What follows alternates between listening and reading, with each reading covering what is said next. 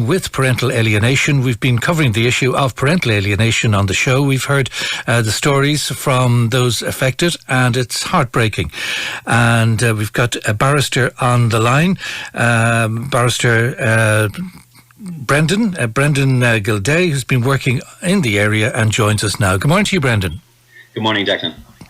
Good morning. Thank you for joining us. And we've heard the story of an upset grandmother about how it's affecting her. But during the last 2 weeks or so, people have been sharing stories about how dreadful this situation is, and often frustrating because they say nobody believes them either, and especially in court, nobody believes them that there is actually a situation, and people are adept at giving the other side very successfully.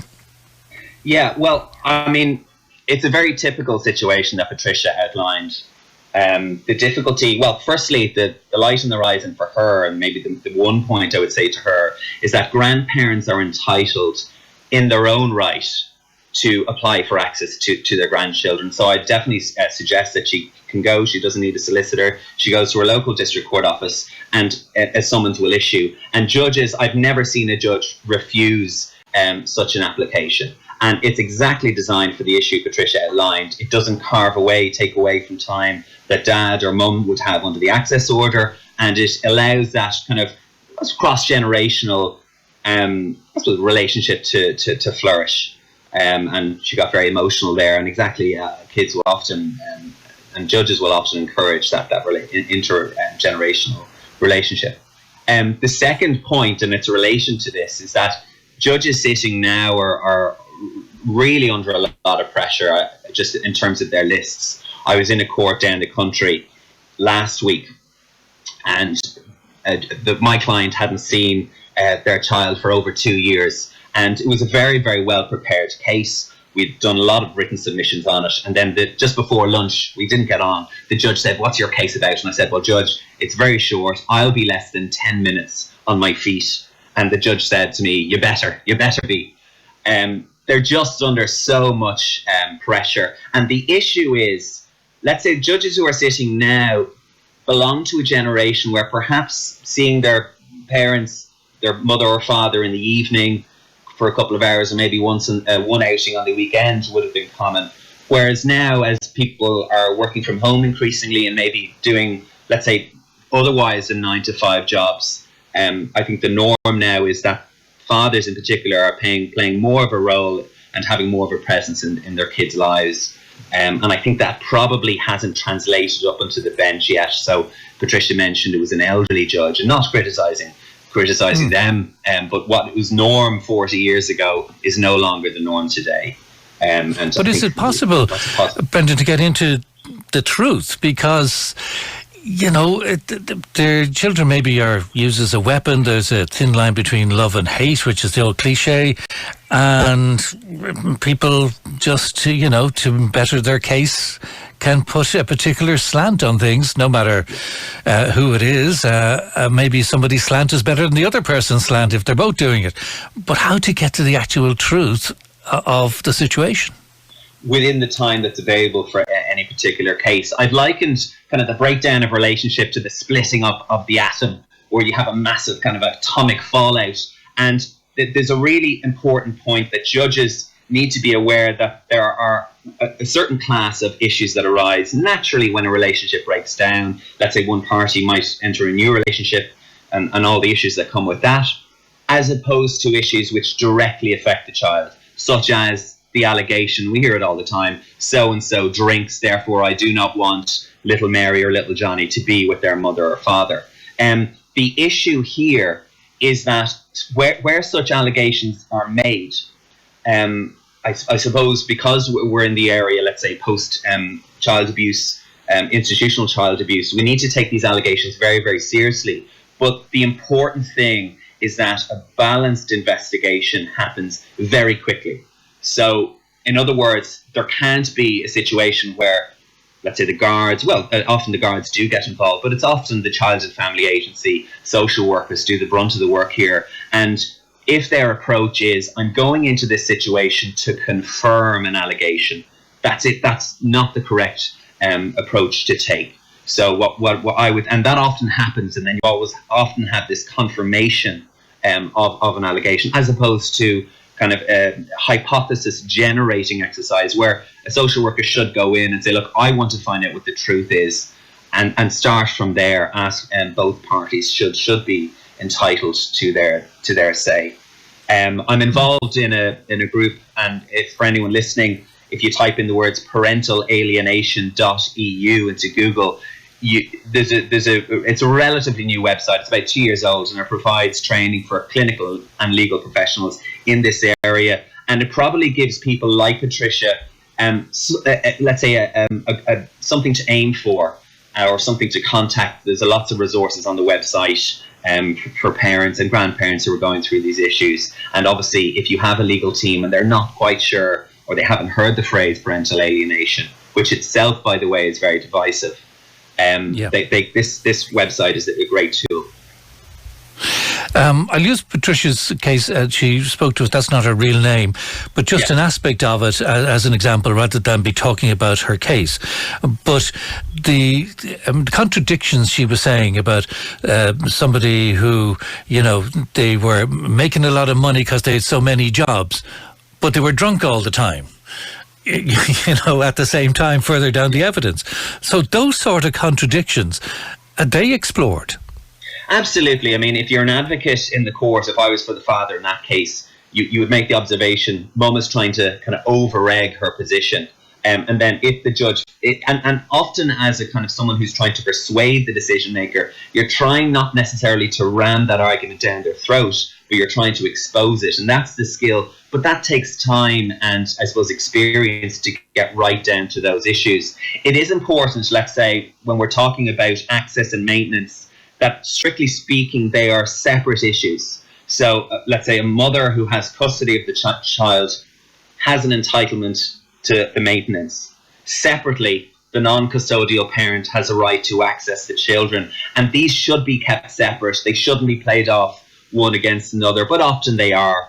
And often I hear, when I'm for the non-custodial parent, the first line of the advocate for the custodial parent is, so-and-so hasn't paid their maintenance. And maintenance mightn't even be in court that day, but it's kind of like it comes down to character assassination. And there are lots of studies on how, let's say, the acrimonious or adversarial nature of the Irish system, which we inherited from the common law, isn't suitable for this type of litigation because it creates animosity.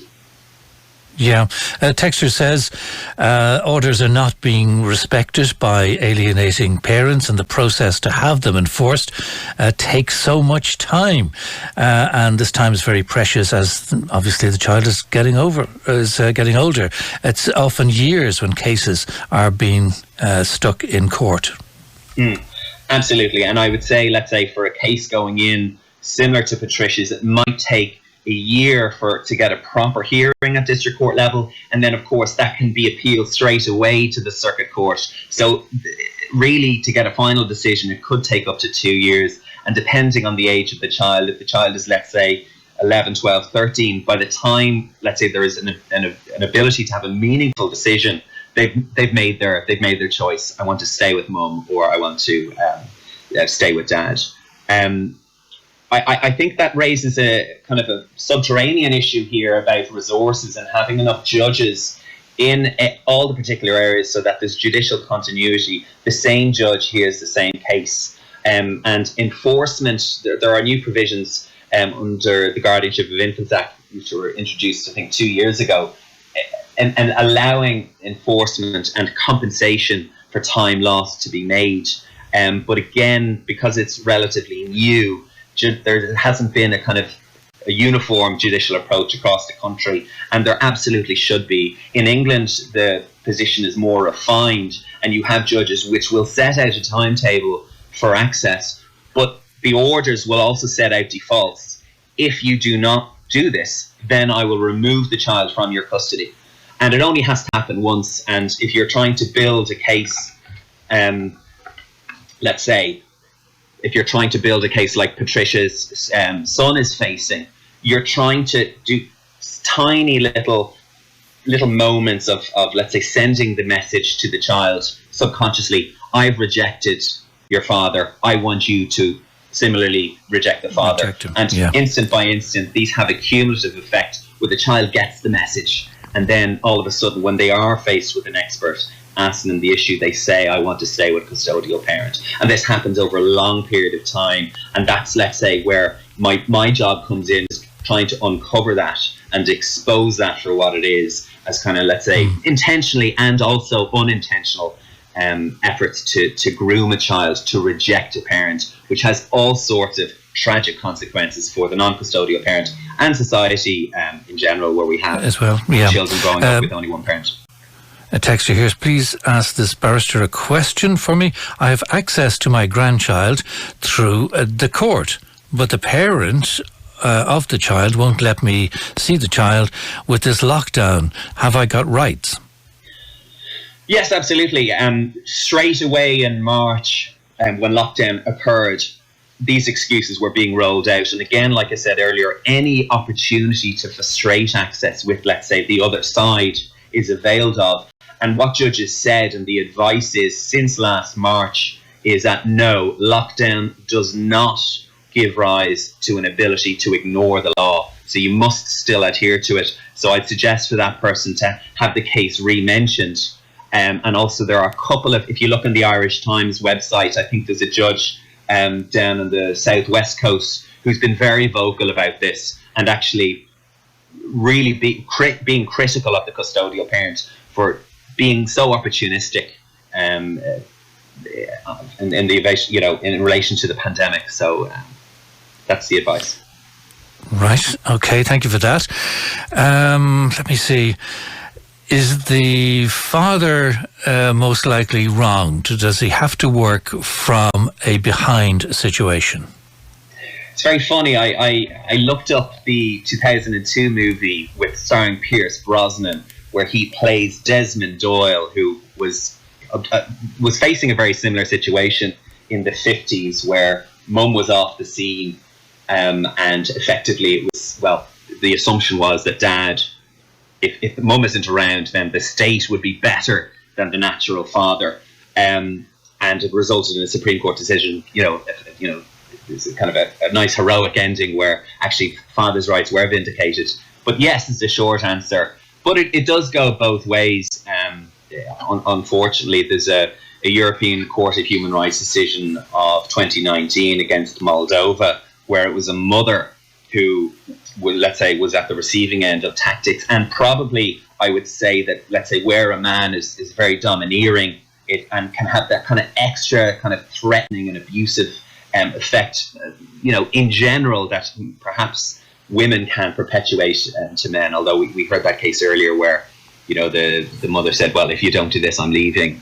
And unfortunately, all of this is par for the course in what I would call high conflict access litigation. And I have a couple of papers, if people Google my name, I have a couple of papers written on this. Okay, and it's Brendan Guildea. Judges have minimal family law training and no expertise in questioning alienated children. This is one of the reasons why the whole family issue system is unfit for purpose, and the recommendations in the Oireachtas Family Law report proves this. Yes, well, I mean, as a member of the bar, I have to be very careful. I would say in general, there's some truth to that. There are judges who are very good at getting to the truth. Unfortunately, the judges who think they are great at getting to the truth often miss something critical and then, let's say, compound the issues. I think it's down to resourcing, Declan. I mean, I think if there were 4 or 5 specialist family judges in the country even, that would alleviate it. And maybe for what we would call the parental alienation cases, which require fast tracking, where there's a concerted effort by one parent to oust another, that there should be a fast track approach and with highly expert judges. But in fairness to the judges, from district court all the way up to the Supreme Court, they do get training.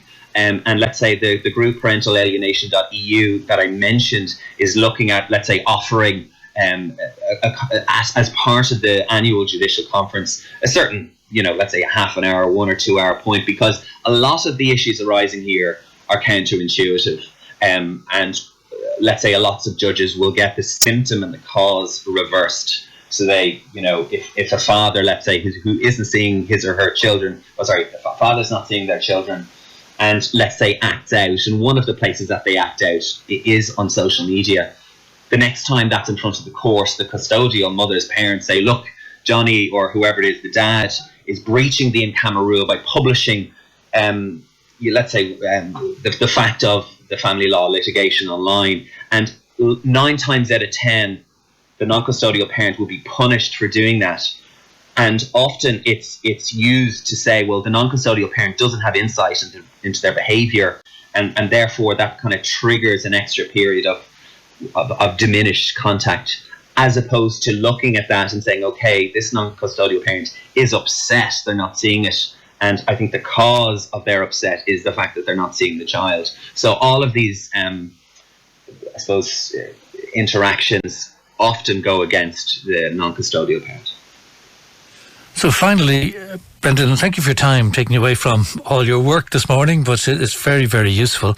We were talking to the TD Fine Gael, Jennifer Carroll McNeil, and not only has she written books on various aspects of law, but she's involved in a Oireachtas committee on family law, and she is taking a huge interest in this. I mean, is there a political solution? I think our obligations under the European Convention of Human Rights are very clear, that there should be a facility to, let's say, expedite this type of case. So there's, let's say, and that would be coming from, let's say, a legal perspective. That hasn't been implemented in Ireland. So in theory, where Ireland, the Irish system is in breach of the European Convention of Human Rights, and certainly whichever TD or minister, let's say, fixes this problem would be very very popular indeed. And it's a more common problem, I think. I'm seeing it. Most of my cases now are high conflict access cases that I'm doing. So it does have societal impacts. Right. Very quickly, I'm actually going over with this, but just an important question. Could you say about the voice of the alienated child? Why are a young child, say as young as 13, why can they choose who they don't want to see? Yes, I mean, Jeffrey Shannon, who is a very senior kind of expert on this, has said that giving children a voice does not equate to giving them a choice. So the correct legal position is that absolutely children need to be asked, but the mechanism by which their voice is given to the court is flawed, to be generous. Let's say it's the day the child is going to be interviewed by an expert. They may or may not have met them before, but let's say the custodial parent will be bringing that child to the interview and will have 1, 2 or 3 hours. Let's say they might get the child a very special treat that morning, or promise that if things go well, we're going to go to the cinema. And so we don't really know the background to the child then giving their opinion. So that's exactly one of the points in the litigation, which I think in Ireland needs to be teased out a bit more.